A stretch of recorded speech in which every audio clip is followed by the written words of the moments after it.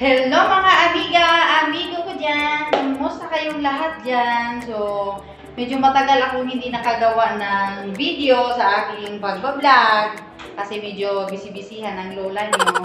At ang gagawin ko ngayon, magluluto ako ng sweet and spicy seafood. Wow!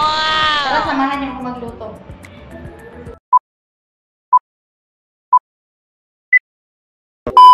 So, ito yung aking gagamitin sa aking pagluto. Meron tayong hipon at saka itong hindi naman alimango to. Tapos, ito yung tawag nito tahong. Ito yung sili, sibuyas at bawang oyster sauce. Ito yung gagamitin natin sa aking lulutuin na sweet and spicy seafoods. Tara, lulutuin natin. So, bago yan, magpapakulo muna ako ng tubig para pakuluan natin itong crabs ng 5 minutes.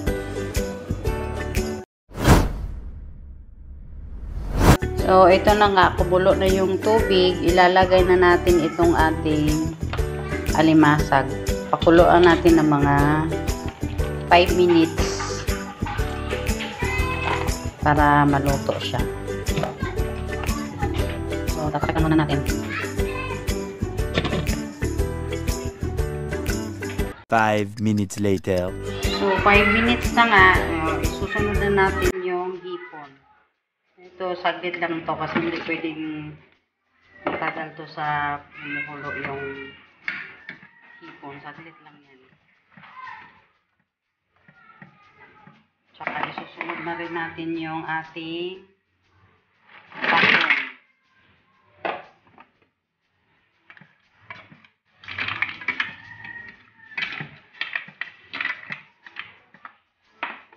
Natin ng mga 1 minute.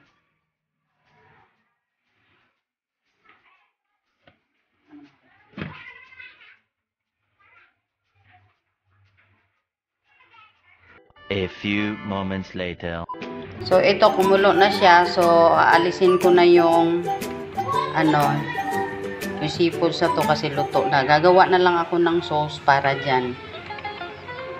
So, papatayin ko na yung apoy at i-drain ko na yung mainit na tubig.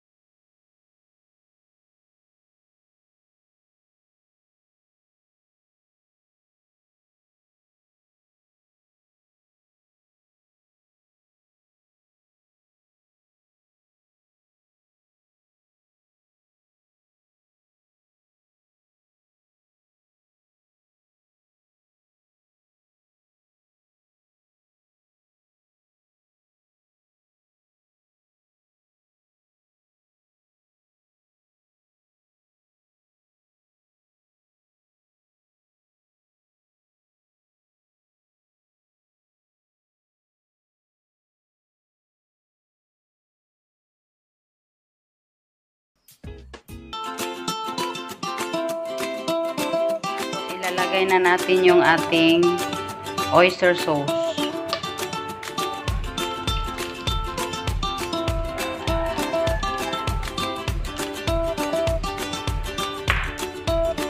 Saka para tumamis, palagyan natin ng sugar.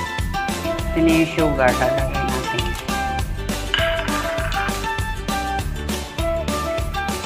Papakuluin na natin.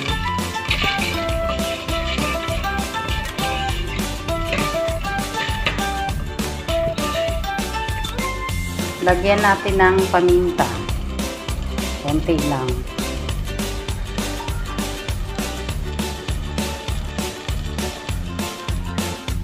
Lagyan natin ng cornstarch para medyo malapot yung sauce natin.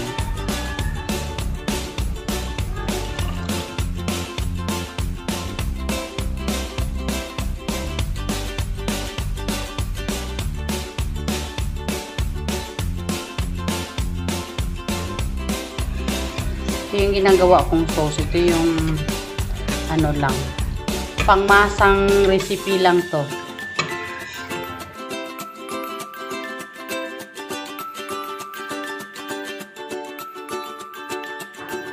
Kuluin muna natin para medyo lumapot.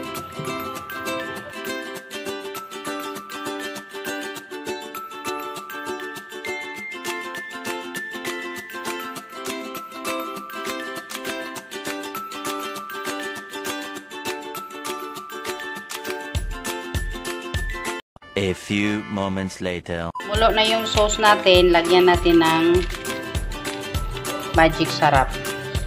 Pang padagdag lasa to, konti lang. Hindi na ako gumamit ng asin at saka bitchin. Ito na lang. Malapot na yung ating sauce.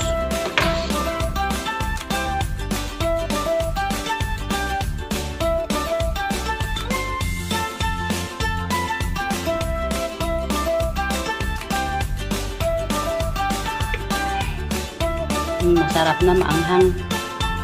Sarap yung sauce. A few moments later. So, ito na yung aking finished product. Ilalagay ko na yung aking sauce. Ayan o, sarap.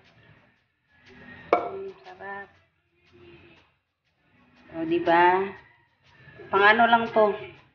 Pang masa lang to yung ginagawa ko. Yan. Ubos natin yung sauce.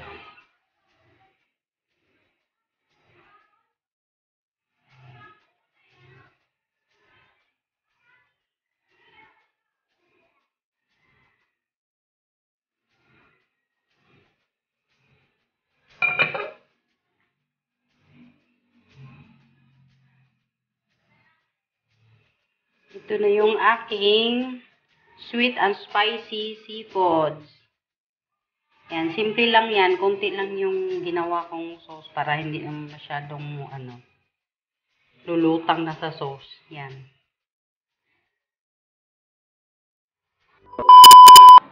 So, tapos na akong magluto sa aking sweet and spicy seafoods.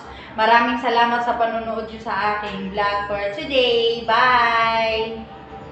I'm an icon, man. And my girl about a 10. I should fuck her in a Benz.